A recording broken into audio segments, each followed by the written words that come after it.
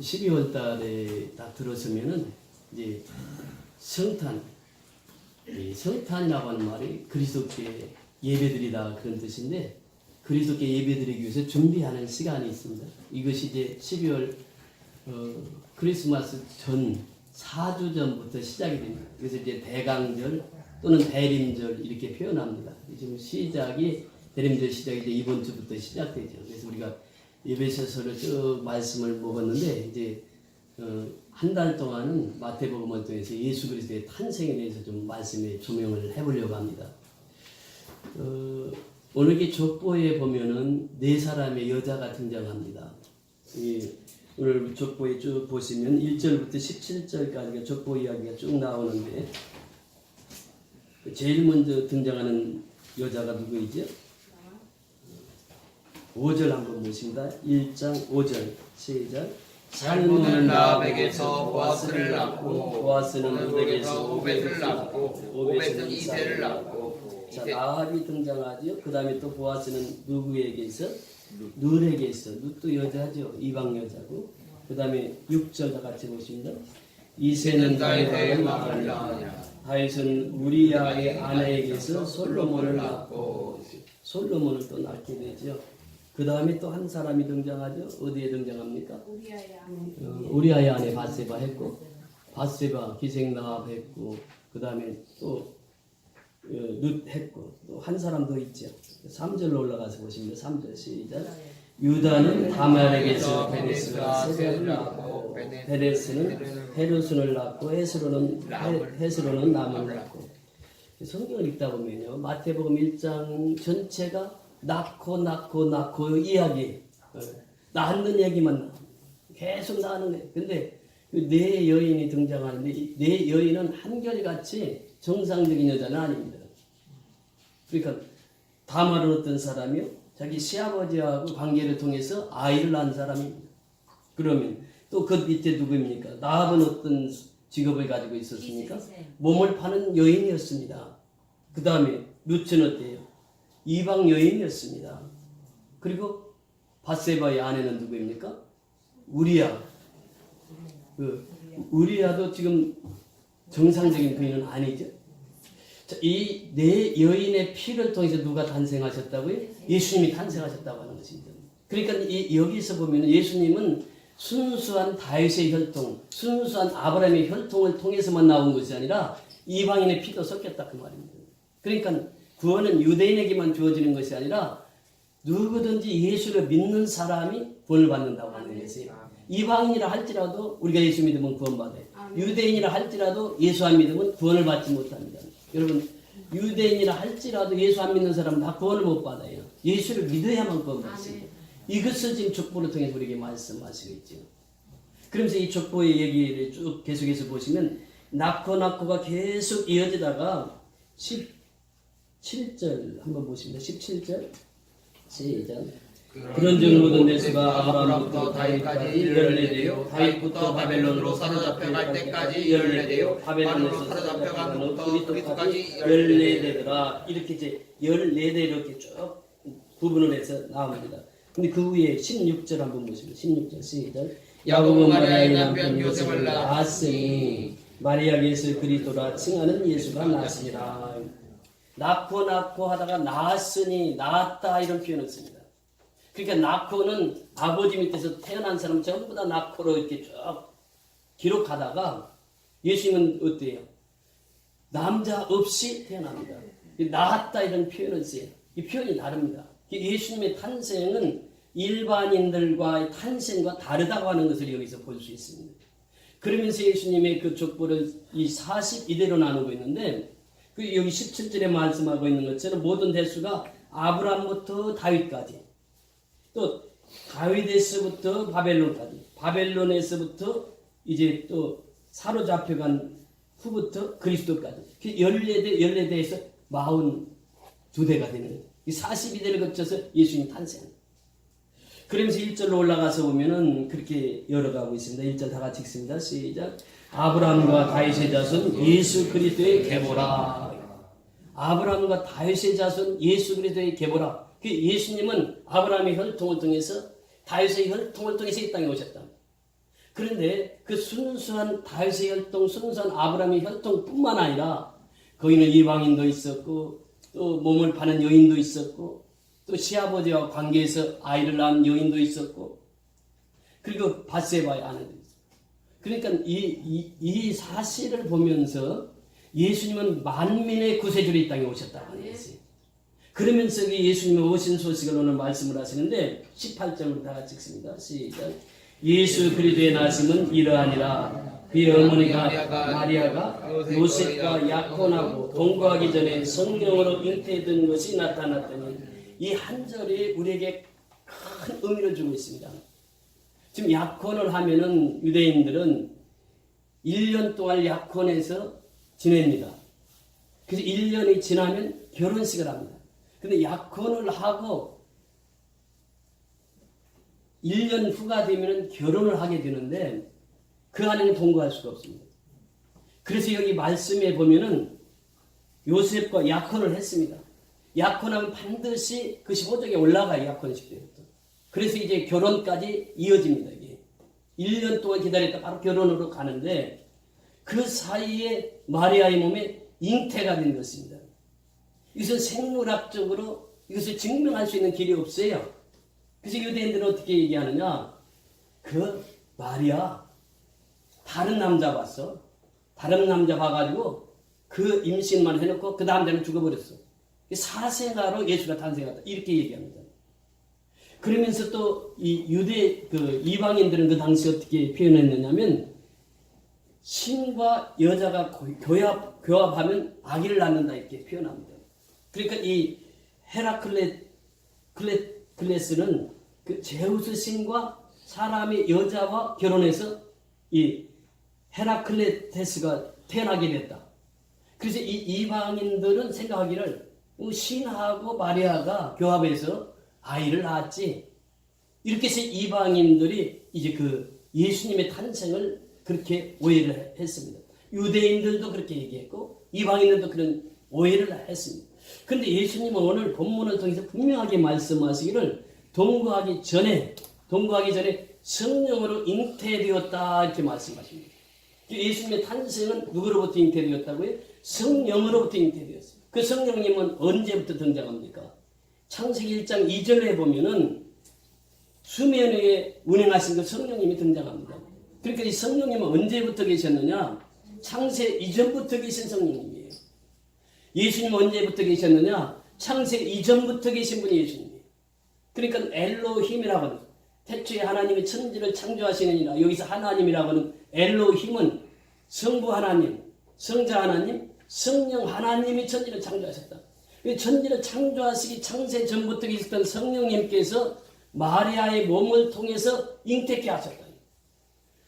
지금 마태는 이제 간단히 이렇게 기록합니다만 우리 누가복음으로 한번 넘어가서 보십니다. 누가복음 1장을 한번 보십니다.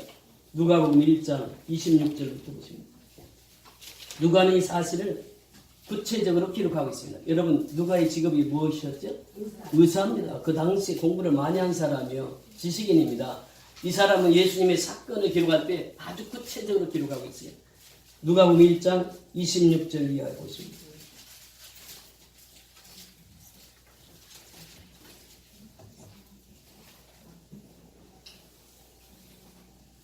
(38절까지) 우리 다 같이 천천히 한번 봉독하십니다. 시작.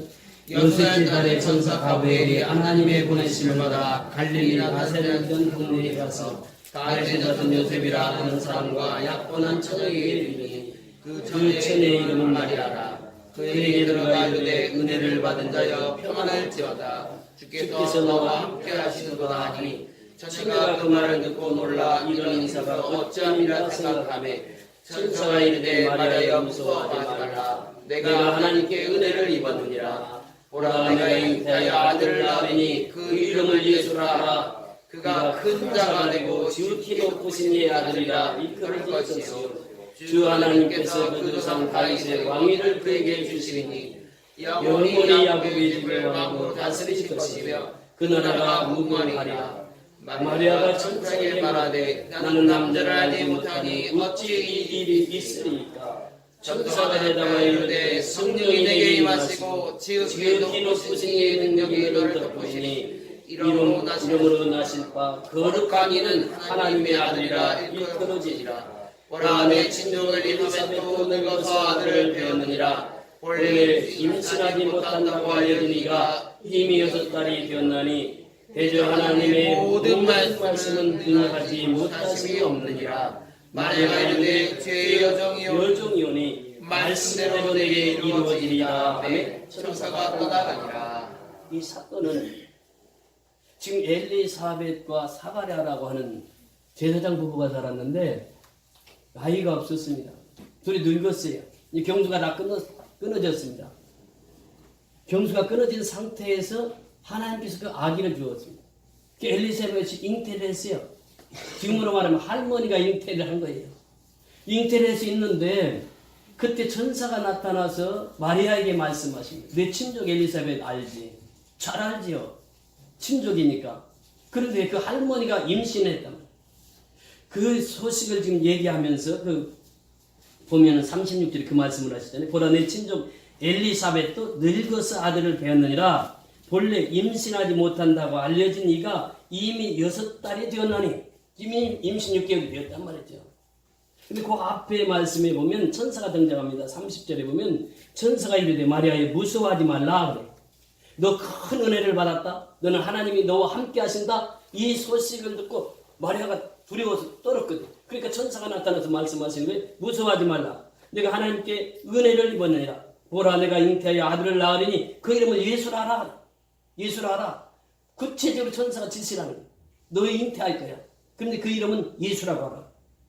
그가 큰 자가 되고 지극히 높으신 이 아들이라 일컬어질 것이요 주 하나님께서 그 조상 다윗의 왕위를 그에게 주리니 영원히 야곱의 집을 왕으로서 다스리실 것이면 그 나라가 무궁하리라. 마리아가 천사에게 말하되 나는 남자를 알지 못하나니.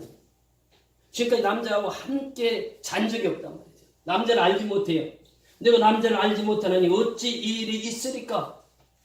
지금 마리아는 당연히 그렇게 천사에게 질문한 거죠. 나는 남자하고 한 번 잔 적도 없는데 어떻게 내 몸을 통해서 임신이 됩니까? 어떻게 내가 잉태를 합니까? 그렇게 마리아가 물어봤어요. 그렇게 천사가 대답하되 35절 시작. 천사가 대답하여 이르되 성령이 내게 임하시고 누가 임하시고 성령이 내게 임하시고 누가 임하시고 성령이 내게 임하시고 성령이 누구에게 임하셨다고? 마리아에게 임하신 거예요. 성령이 내게 임하시고 지극히 높으신 이의 능력이 지극히 높으신 이의 능력이 누굽니까? 하나님의 능력이 너를 덮으시리니 이름으로 나실 바 거룩한 이는 하나님의 아들이라 일컬음을 받으리라. 그러니까 내 몸을 하나님이 빌려서 나는 거지 이게 남자하고 관계에서 나는 거 아니야. 성령이 내게 임하였으니 그래. 자, 엘리사벳도 보면요 1장 15절 올라가서 보세요. 누가복음 1장 15절에 보면은 엘리사벳 가정에도 어떤 일이 있었는지 15절 한번 가서 보십니다. 시작. 이는 그가 주 앞에서 큰 자가 되며 포도주나 독한 술을 마시지 아니하며 모태로부터 성령의 충만함을 받아. 누가? 사가랴와 엘리사벳이 그렇게 제사장 부부가 성령의 충만함을 받아서 하나님께 기적적인 역사, 즉 할머니가 임신하는 그런 역사를 경험하게 되었단 말이죠. 여러분 이 성령의 역사입니다. 자, 오늘 말씀의 제목이 무엇입니까? 성령으로 잉태된 예수님. 성령으로 잉태되신 예수님. 그러니까 이 성령으로 잉태된 예수님에 대해서 오늘 같이 말씀 나누는데 이 성령의 충만함을 통해서 엘리사벳 할머니가 임신을 하게 되고 처녀 마리아가 임신하게 된 거예요. 이 사건을 두고 이제 그 처녀 마리아가 그 삼촌 엘리사벳 가정의 친족집에 마시러 갑니다. 놀러를 갑니다. 그래서 이제 거기서 3개월 동안 같이 있어요. 그러니까 어찌 보면은 할머니가 임신했죠. 또 처녀가 임신했죠. 그래서 3개월을 같이 살아요. 여기서. 같이 살면서 마리아가 깨닫게 되는 거예요. 아하, 하나님이 내 몸을 통해서 하나님의 아들을 낳기를 원하시는구나. 그래서 마리아가 고백하는 것이 무엇입니까? 나는 주의 계집종이니 말씀대로 이루어지기를 원하나이다 하고 순종을 해요. 그래서 마리아가 성령의 충만함을 받고 마리아가 그런 고백을 합니다. 46절부터 보면 마리아가 성령 충만해서 이렇게 하나님을 찬미해요. 46절부터 56절까지 같이 보십니다. 시작.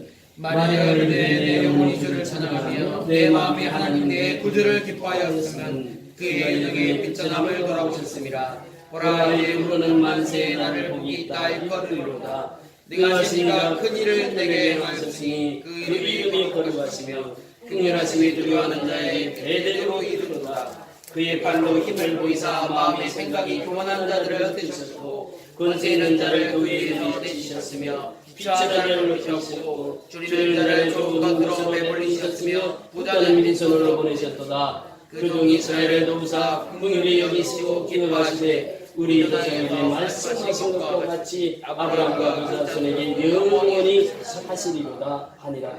마리아가 석 달쯤 함께 있다가 집으로 돌아가니라. 이 사건을 통해서 마리아는 성령이 충만해서 그렇게 하나님을 찬양합니다. 내 영혼이 누구를 찬양합니까? 하나님을 찬양합니다. 비록 나같이 비천한 여인의 몸에 하나님께서 나를 통해서 하나님의 자녀, 하나님의 아들 예수를 잉태케 하시고 예수를 낳게 하셨다. 그러니 마리아의 입에서 나오는 것이 무엇입니까? 내 영혼의 주를 찬양하며 내 마음이 하나님의 내 구주를 기뻐하였으면 돼. 그렇게 하나님을 찬양하고 하나님 앞에 기쁨을 드립니다. 이번 대강절이라고 하는 것은 그 4주 동안 우리가 지키는데 첫 주는 무엇을 지키느냐면 예수가 소망이시다라고. 그래서 이번 주 한 주간은 예수가 소망이시다. 왜? 죽은 자 가운데서 살아나신 분은 누구예요? 예수 한 분밖에 없어요. 천국을 인도하신 분은 누구예요? 예수 한 분밖에 없어요. 그러니까 예수님께서 내가 곧 길이요 진리요 생명이니 나로 말미암지 않고는 아버지께로 갈자갑니다. 아버지께로 가게 하시는 분은 예수님 한 분밖에 없다.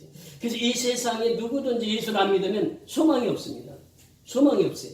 근데 예수를 믿으면 우리에게 무엇이 있다고요? 소망이 있습니다. 그래서 한 주 동안 예수님은 나의 소망이요, 부활의 소망이요, 이것을 이제 누리며 살아가는 거예요. 두 번째 주는 뭐냐면 성탄을 준비하는 기간입니다. 준비하면서 한 주간을 보내는 거예요.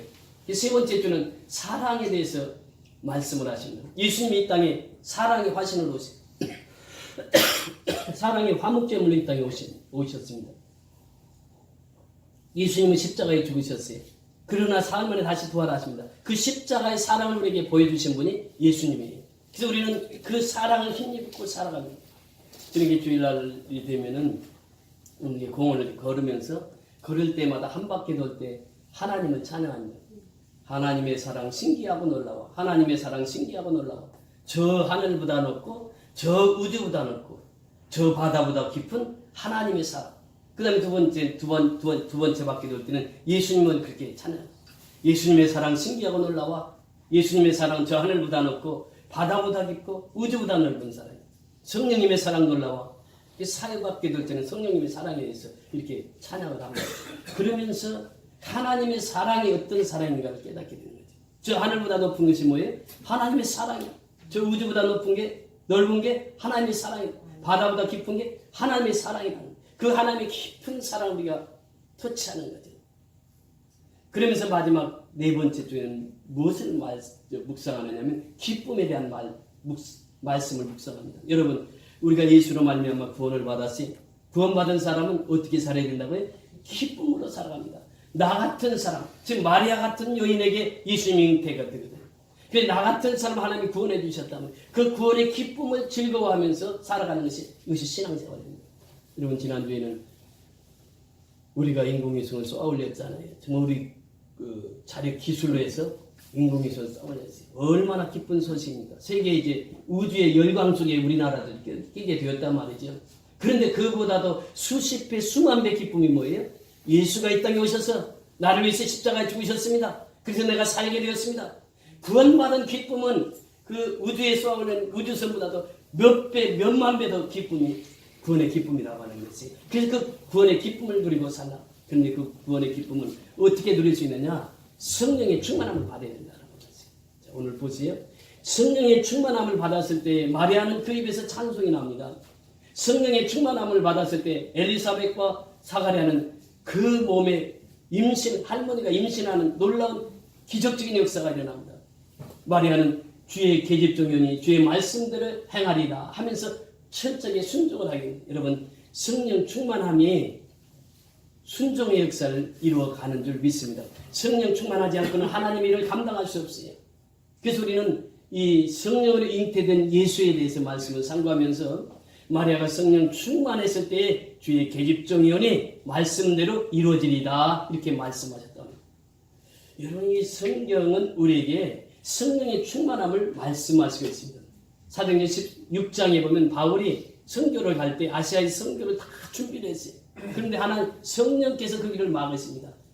또 비두니아로 가려고 하니까 그 길도 막으세요. 그러니까 바울이 그 즉각 순종을 합니다. 아, 이것이 하나님의 뜻이 아니구나.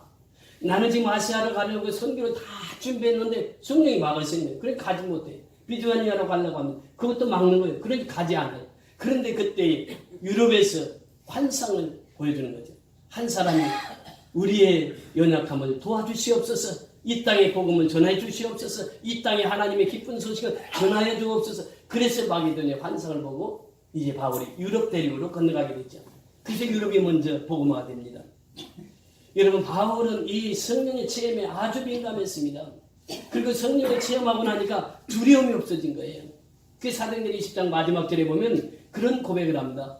이때 동안 감옥에 살면서 바울이 그런 고백을 31장 28장 31절에 보면 하나님의 나라를 전파하였으며 그러면서 예수 그리스도를 담대히 거침없이 전하였더라. 성령이 충만하면 예수 그리스도를 담대히 거침없이 전하는 것이 이 사도 바울의 일생이에요. 우리도 역시 마찬가지입니다. 성령의 체험을 하게 되면 담대히 예수 그리스도를 전하게 되는 줄 믿습니다. 우리가 성령의 충만함을 받아서 양곤 땅에 가서 교회를 개척합니다. 그 개척할 때 처음 제가 본 환상이 마게도니아 환상이 그 경험하게 된 것이죠. 두 사람이 와서 우리를 도와달라고. 그래서 이제 그 양곤 선교연합교회가 세워지게 됩니다. 그 교회가 지금 점점 부흥하고 성장하고 있는 모습을 여러분들이 보고 계시잖아요. 정말 전에 미얀마 선교사님을 만나 보았지만 한 사람 구원하기가 미얀마 땅에서는 쉽지 않습니다. 우리 미얀마 사모님도 오늘 오셨는데 미얀마 땅 불교권이라 양곤 그쪽 지역에는 참 구원하기가 어려워요. 그런데 양곤 교회를 통해서 하나님이 놀라운 역사를 지금 우리에게 보여주고 있잖아요. 지난주에도 한 70여 명이 같이 예배를 드렸습니다. 그리고 경일록화 선교연합교도 하나님께서 축복해 주셔서 계속해서 지난주에는 처음으로 11조 신자가 나왔어요. 계속해서 성장하고 부흥합니다. 양곤 선교연합교를 통해서 또 개척교회를 세우게 하셨습니다. 하나님의 놀라운 축복이요 은혜입니다.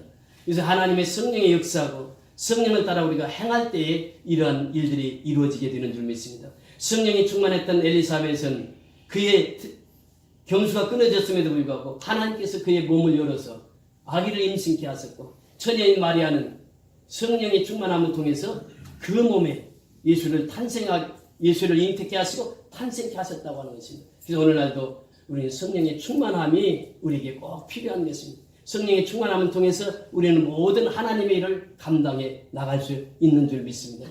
성령이 충만하지 않으면 육이 나를 사로잡아요. 그래서 내가 내 뜻대로 인생을 살아갑니다. 그런데 성령이 사로잡히면 내 뜻대로 살지는 못해요. 하나님의 뜻대로 살게 하십니다. 성령이 잡아서 그 사람을 이끌어가니까 그래요. 성령이 체험하신 분들은 하나님, 예수 그리스도 그분만 바라보고 살아갑니다.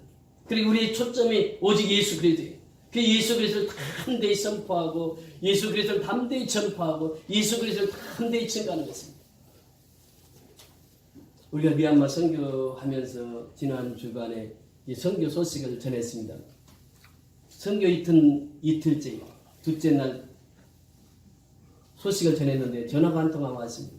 전에 미얀마에 같이 갔던 목사님, 그 목사님이 화장실 지으라고 600만 원을 헌금하시겠다고 그 소식을 듣고 얼마나 기뻐했는지 모릅니다. 또 그 다음날 탁구장에서 탁구를 치고 이제 차를 운전하려고 딱 운전석에 앉았는데 전화가 왔어요. 전화가 와서 부산에서 전화가 왔습니다. 전화가 와가지고 얘기를 합니다. 그분은 제가 오래전부터 아는 분인데 그분 남편이 의대 교수였어요. 항암 개발을 하는 의사였습니다. 그러니까 항암 약을 개발하니까 매일처럼 이제 무견실에 들어가서 약을 개발합니다. 근데 그게 직업이 되다 보니까 어떤 때는 손에 장갑도 안 끼고 가고 어떤 때는 모자도 안 쓰고 가고 그러다 보니까 본인이 암이 걸린 거예요. 의사가 암이 걸렸어요. 그래서 이제 여의도 순복음 그 오살리 기도원에서 계실 때인데 저한테 연락이 왔어요. 가서 신방 좀 해 주시라고. 그래서 제가 갔더니 그 부부가 다 교수예요. 부산의대 교수예요. 그 부인은 그 간호대학 학장을 하시고 그 교수인데 그 제가 딱 들어가니까 두 분이 침대에서 앉아 있다가 무릎을 착 꿇더라고요. 그래서 예배를 드리고 그때부터 1년 정도를 쭉 신방을 다니면서 예배를 드렸습니다. 그분은 암이 걸려서 심해지는데 예배만 드리면 그렇게 생기가 든 거예요. 예배를 얼마나 뜨겁게 예배를 드렸는지 몰라요. 소천하신 그 순간까지 그렇게 예배를 뜨겁게 드렸습니다. 그리고 이제 그 남편은 소천에서 이제 하늘나라 보내고 그 아들이 이제 군대 갔을 때인데 아들이 이제 공차다가 어떻게 발이 부러져 가지고 병원에 입원했을 때 저한테 연락이 왔어요. 저 혼자 그 면회 가기 어렵다고 그래서 제가 이제 모시고 같이 면회를 갔습니다. 그 아들이 결혼을 했어요. 용진이라고. 결혼했는데 그 부조금이 들어오잖아요. 부조금을 11조로 다 떼어놓은 거예요. 축의금. 죄송합니다. 축의금이지. 축의금은 다 떼어가지고 11조로 떼어가지고 그걸 가지고 있었던 거예요.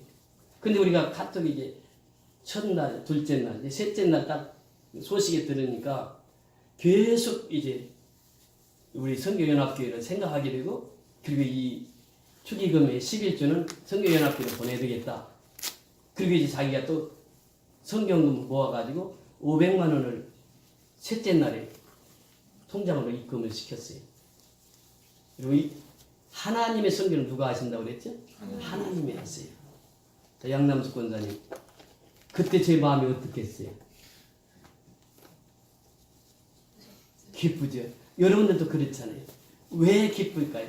여러분들의 기도와 땀과 눈물이 있었단 말이죠. 우리 선교연합교회 누가 이끌어 가십니까? 하나님이 성령님이 이끌어 가시는 걸 여러분들 눈으로 보시잖아요. 우리가 이 지하실에 이렇게 자그마하지만 하나님께서 우리를 통해서 지금 양군 선교연합교회를 세우시게 하시고 경일녹화 선교연합교회를 세우게 하시고 이번에 가서 또 다른 교회를 세우게 하시잖아요. 우리 교회에서 신앙생활하면서 하나님이 살아계심을 경험하지 못한다고 하는 것은 잘못된 신앙. 우리가 눈을 떠서 보면은 정말 하나님이 살아계심을 우리는 경험할 수 있잖아요. 체험할 수 있잖아요. 매 순간순간 우리가 3개월에 한 번씩 미얀마 나갈 때마다 하나님께서는 어떤 사람의 손길을 통해서든 그 역사를 이루어 가시잖아요. 그러니 마음이 얼마나 기쁘고 즐겁겠어요. 그것이 바로 여러분들의 기도와 여러분들의 땀과 여러분들의 눈물을 통해서 이 선교가 진행되어 가는 거예요. 하나님이 주도적으로 가스 미션이에요. 하나님의 선교란 말이죠. 미쇼데이. 하나님의 선교. 하나님께서 그 일을 주관해 나가신 거예요. 이번 주 수요일 날도 아주 중요하신 선교사님이 오십니다. 저하고 이제 같이 신학을 했던 목사님이신데 브라질에 가셔서 이분은 원주민 선교를 했습니다. 그런데 식인종까지 가서 선교를 했던 분이에요. 얼마 전에 지난주인가요? 미국 선교사 한 분이 식인종에게 선교하러 갔다 잡혀 죽었잖아요. 근데 미국 선교사라도 식인종이 미국 사람인지 한국 사람인지 알게 모르고 사람이 오니까 죽었어요. 순교당했다고요. 근데 이분은 순교를 안 당했어. 그래서 이번 주 수요일 날 오셔 그분이 우리 교회에. 양문사님 식사 대접하실 수 있죠? 네. 양문사님 식사 대접하기로 했어요. 이번 주 수요일 날 오셔요. 그렇게 수요일 날 오셔서 정말 하나님의 나라가 어떻게 진행되어 가는지 성령의 역사가 어떻게 우리를 이끌어 가는지를 똑똑히 보자고요. 그 선교사님도 노하우가 참 많습니다. 지금 브라질에서 선교협회 회장도 하시고 그 신학교도 해서 그렇게 지금 사역을 하고 있는데 이번 주 수요일 날 오셔서 또 선교 보고를 하실 거예요. 여러분 우리 선교연합교회는요 여럿이 연합해가지고 선교하는 거예요. 우리만 하는 게 아니라 그러니까 하나님께서 여러 지체들을 통해서 선교연합교회를 들어 쓰시는 거죠. 어제도 참 좋은 시간을 가졌습니다. 우리 이창선 전도사님 그 숙대 약학과 그 대학 강당에서 어제 세미나가 있었어요. 한국중재통합학회라고. 제가 그곳에서 가보면서 숙대가 엄청 크더라고. 캠퍼스도 엄청 크고 약대 그 학과 단과 약대 대학만 건물이 엄청 커. 그 이제 자기 대학에서 교수들 초청해서 하는데 학회장하고 얘기할 시간이 있었습니다. 그저 어제 사진들이 나오면 아시겠습니다. 식사도 식사할 때도 학교장 바로 옆에서 식사 같이 했어요. 이분이 보니까 장로님이시죠. 그리고 기아대책에도 일하셨고, 그리고 이제 원성이 선교사를 알고 계세요. 어떻게 알고 계시냐고 그랬더니 자기 교회에서 선교를 돕고 있다는 거예요. 그래서 자기 교회에서 몇 번 선교 보고를 했다는 거예요. 그 원성이 원령이 이름이 비슷하다는 거예요. 그래서 혹시 형제 아니시냐고. 원성이 선교사 내가 안다고. 미얀마 선교사, 그분은 태국 선교사를 알고 계시더라고요. 미얀마 선교사죠. 그랬더니 그게 맞아요. 원성이 선교사. 그래서 한치 걸르면 다 알게 됐어요. 이분이 이제 고대 교수인데 교대에서 논문을 씁니다. 논문을 쓰는데 고대만 돼도요. 국제 규격의 논문이 통과가 되지 않으면 인정을 안 해요. 근데 이 교수님은 2년 동안 논문을 17편을 썼어요. 고대에서 1년에 한 편만 쓰면 되거든. 10배를 더 쓰신 거예요, 이분이. 그러면서 이 성령의 도심, 성령의 힘을 빌어서 그 역사를 이루어요. 총각 때요.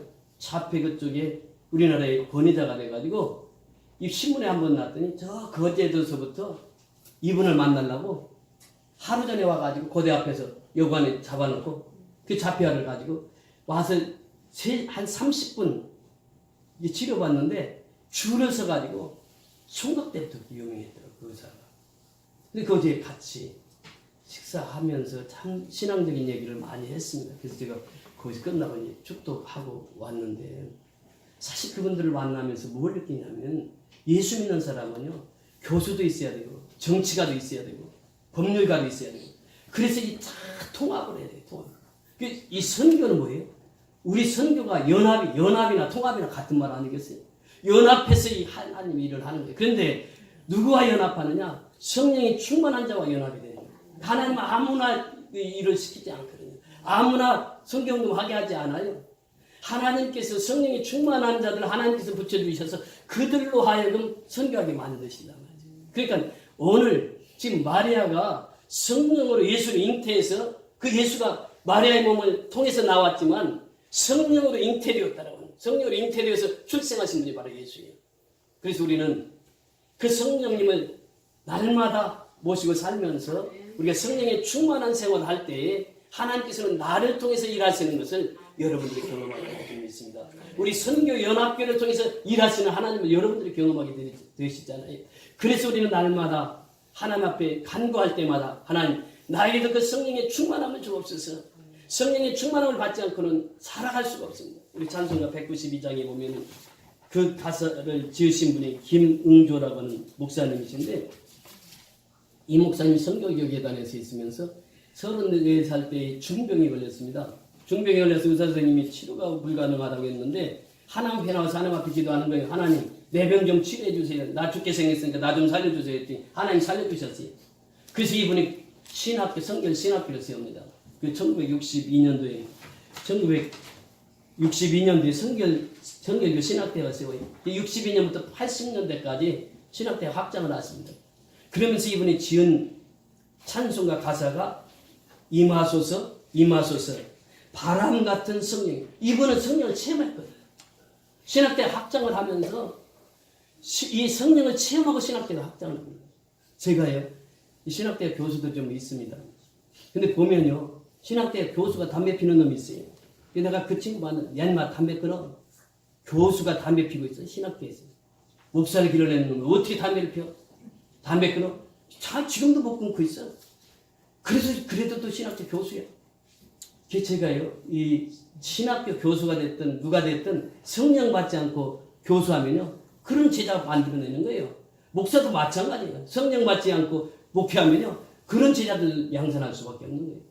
이 김웅조 목사님, 이 성령을 체험하세요. 성령을 체험하고 자기가 너무너무 기쁘고, 그래서 신학교를 세워서 지금 성령 신학대학이 세워지게 되는데, 그분의 가사 보세요. 임하소서 임하소서 바람 같은 성령이야. 임하소서 임하소서 불과 같은 성령이야. 임하소서 임하소서 생수 같은 성령이야. 임하소서 임하소서 기름 같은 성령이야. 이 가사를 쓰면서 이분이 그렇게 성령님을 찬양하는 거예요. 성령님을 의지하는 거예요. 사실 우리가 하루하루 삶이 그렇습니다. 성령님을 의지하지 않고는 우리가 살아갈 수 없는 것이 인생이에요. 이 김웅조 목사님처럼 우리가 성령을 추구해 바람 같은 성령, 생수 같은 성령, 기름 같은 성령, 불과 같은 성령이 내게 임해서 전교의 선교의 열정을 가지고 우리 선교회 함께 모든 성도들이 이번에도 16일부터 21일까지 선교를 가는데 우리 모두가 선교에 동참해서 정말 하나님 앞에 귀하게 쓰임받는 저와 여러분이 다 될 수 있기를 주의 이름으로 축원을 드립니다. 우리 다 같이 일어나셔서